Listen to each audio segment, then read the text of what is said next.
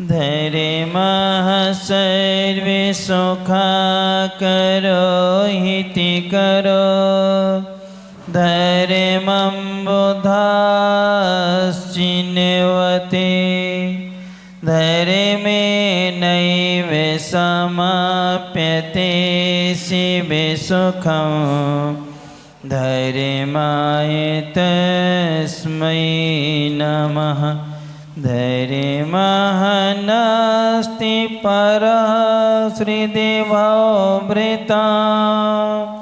धैर्यमस्य मूलं दया धैर्यमे चित्तमहं दधे प्रतिदिनं हे धैर्य मां पालय हे धैर्य मां पालय हे धैर्य मां पालय।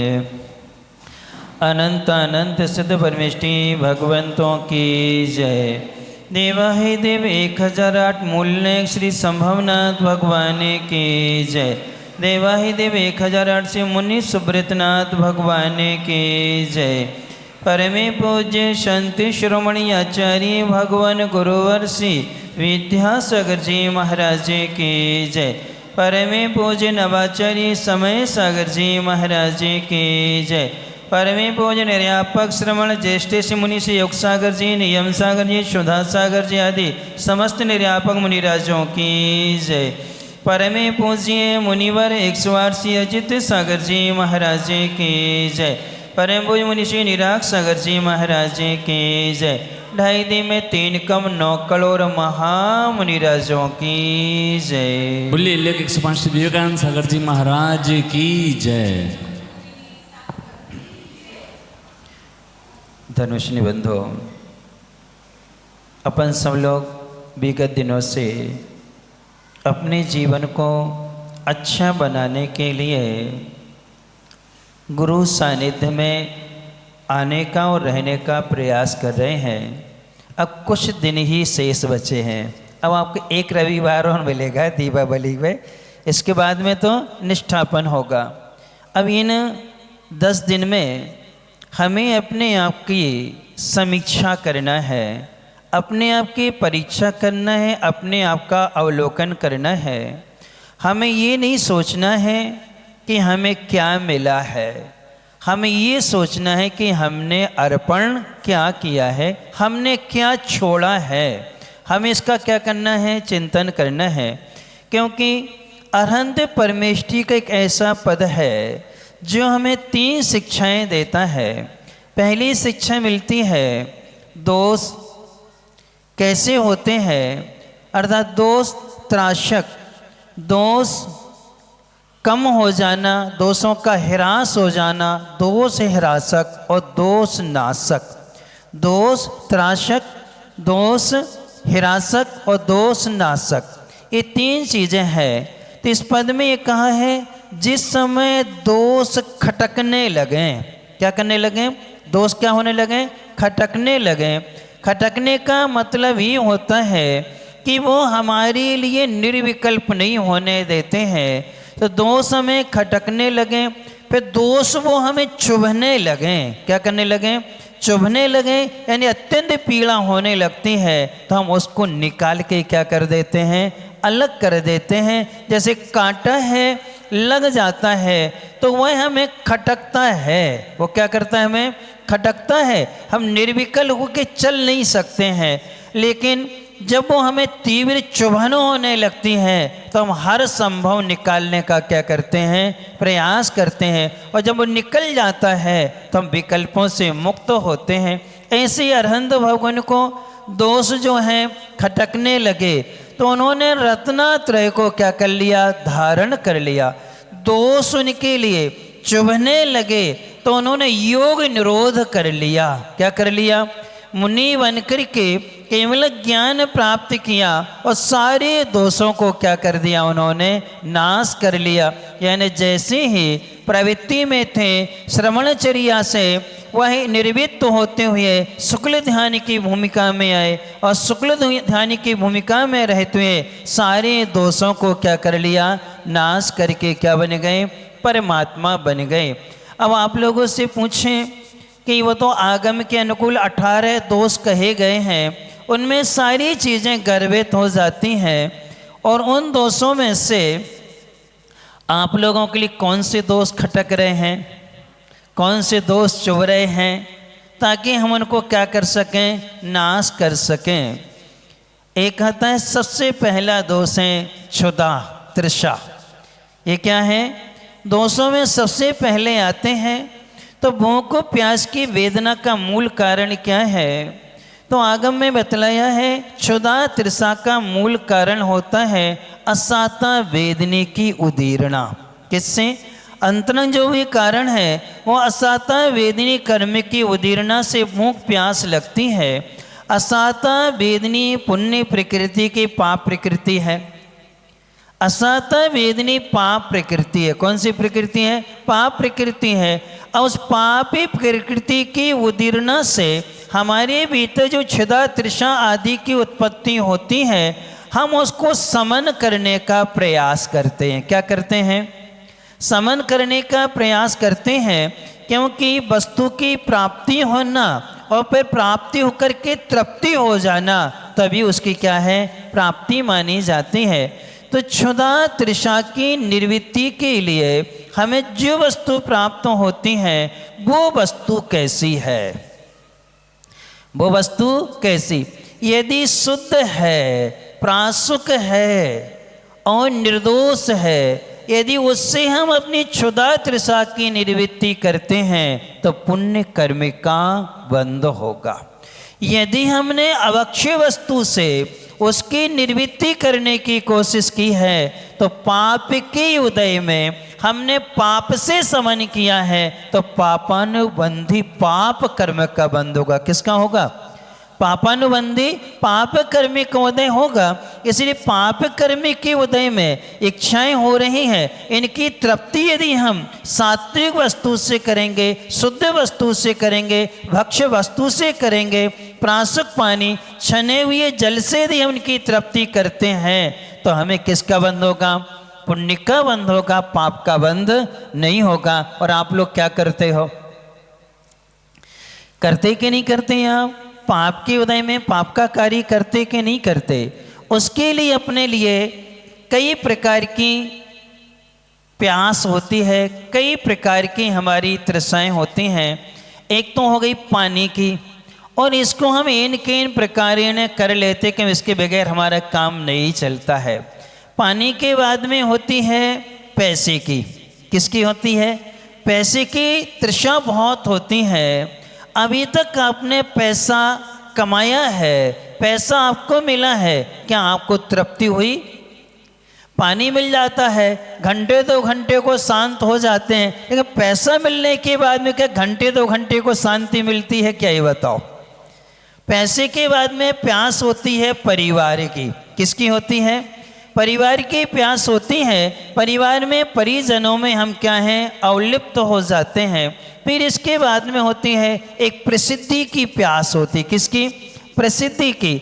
हमारा नाम जगह जगह होना चाहिए, यानी कि हम छोटा सा भी दान करेंगे तो उसका क्या होना चाहिए? नाम लिखा जाना चाहिए।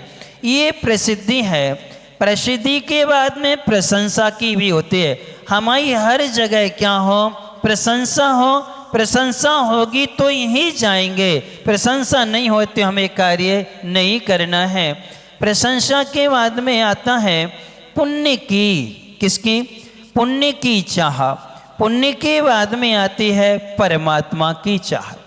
ये इनमें से जितनी भी ये हमने आपको बताई है कि पानी की है, फिर इसके पैसे की है, पैसे के बाद में परिवार की है, प्रसिद्धि की है, प्रशंसा की है, ये पांचों जो हैं हमें कभी तृप्त नहीं कर पाती हैं।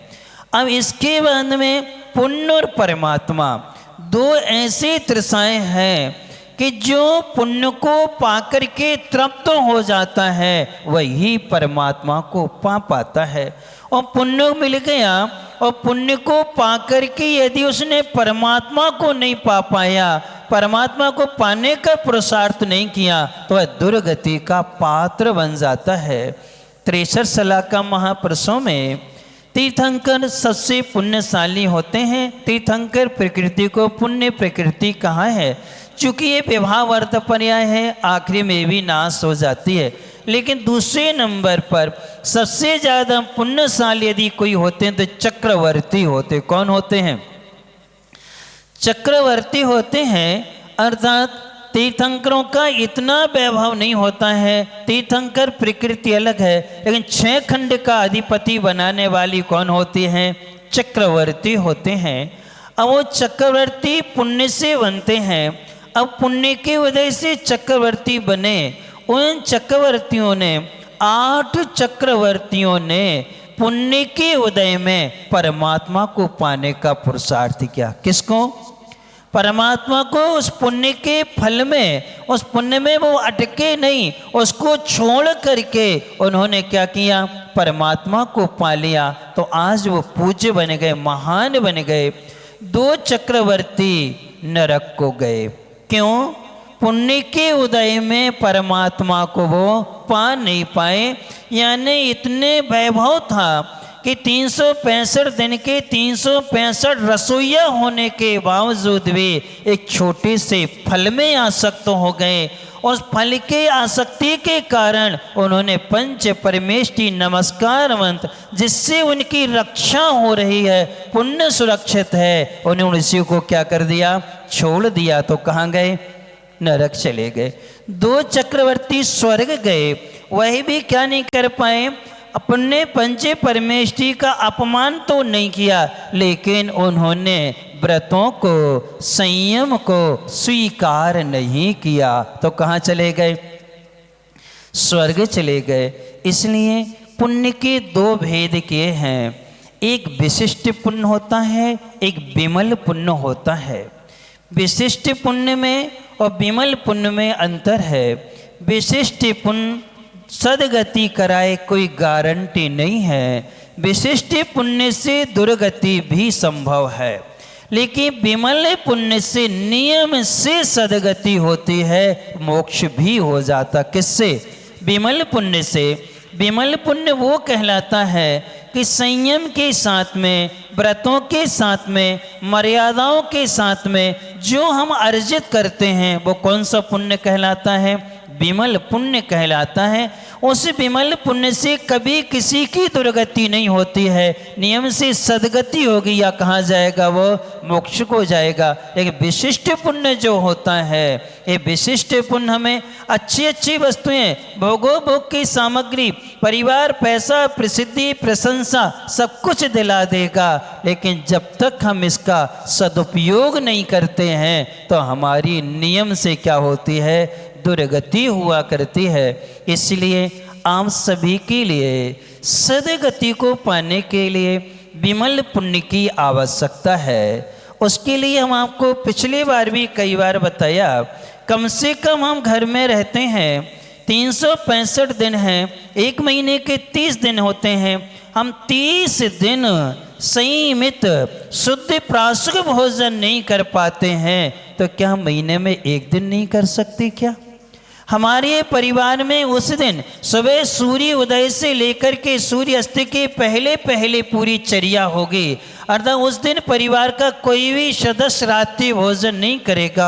उस दिन हमारे परिवार का कोई भी सदस्य होटल का भोजन नहीं करेगा। उस दिन हमारे परिवार का कोई भी सदस्य मर्यादा के बाहर की वस्तु नहीं खाएगा। उस दिन बनेगा तो शुद्ध भोजन, जैसा मुनि महाराज का आहार होता है वैसा आहार बनेगा। और वैसे हम कुएं के पानी से तैयारी करेंगे। एक दिन अपना कुएं का पानी मंदिर आते हैं, 2 कैन भर के ले जाएंगे, उसी से हम अपनी चर्या को निर्वाह करेंगे।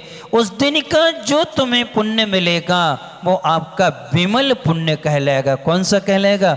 वो विमल पुण्य है। यदि मान लो काश आयु कर्म का बंध होता है तो कौन सी आयु कर्म का बंध होगा?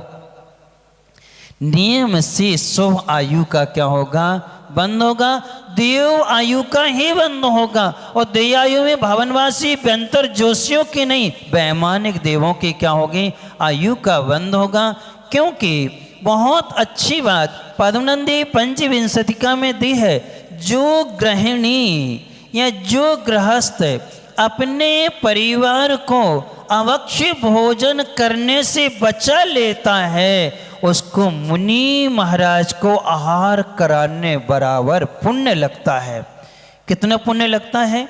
यानी आपने अपने परिवार को, आपने अपने सदस्यों के लिए होटल के भोजन से, मर्यादा के बाहर के भोजन से, अवक्ष्य भोजन से यदि आप बचा लेते हैं तो उस दिन आपको कितना पुण्य लगेगा। एक मुनि महाराज को आहार दान देने बराबर क्या मिलता है? पुण्य मिलता है। कितनी महिमा है प्रासुक भोजन करने की, शुद्ध भोजन करने की। अर्थात पाप के उदय में भूख प्यास लगी है और हमने शुद्ध भोजन से उसकी निर्वृत्ति की है तो पुण्य का बंध होगा। और अवक्ष्य वस्तु से करेंगे तो हमें किसका बंध होगा? पाप का बंध होगा। इसलिए हम सबको ये पुण्य मिला है, पुण्य हमारे पास में है, हम इस पुण्य की सुरक्षा करें। इस पुण्य को विशिष्ट पुण्य है, हम इसे विमल पुण्य में क्या कर दें? परिवर्तित कर दें, जिससे हमारी सदगति भी हो और सदगति के साथ साथ में हमारे लिए क्या हो? सम्यक दर्शन की प्राप्ति हो। और आचार्य महाराज तो कहते हैं सदगति हो या ना हो, संलेखना और समाधि का लक्ष्य तो अपना बनना ही चाहिए कि अंतिम समय में हम पंच परमेष्टि का ध्यान करते करते अपने जीवन का क्या करें? और संहार करें। कई बार ऐसी परिस्थितियाँ आती हैं, बरसों साधना करते हैं और कई बार थोड़ी सी असावधानी हमें दुख का क्या बन जाती है? कारण बन जाती है। इसलिए अपन सब, ये दीपावली का अवसर आने वाला है, पिछला रविवार भी आने वाला है, कम से कम यहाँ पर 125-30 घर है, तो 130 घर के लोग यदि ये संकल्प कर लें कि नहीं हम एक दिन अपना शुद्ध भोजन करेंगे, मान लो 1 तारीख को 4-4 परिवार भी हो जाए तो 120 घर हो जाएंगे। कितने हो जाएंगे? 1 महीने में कितने हो जाएंगे?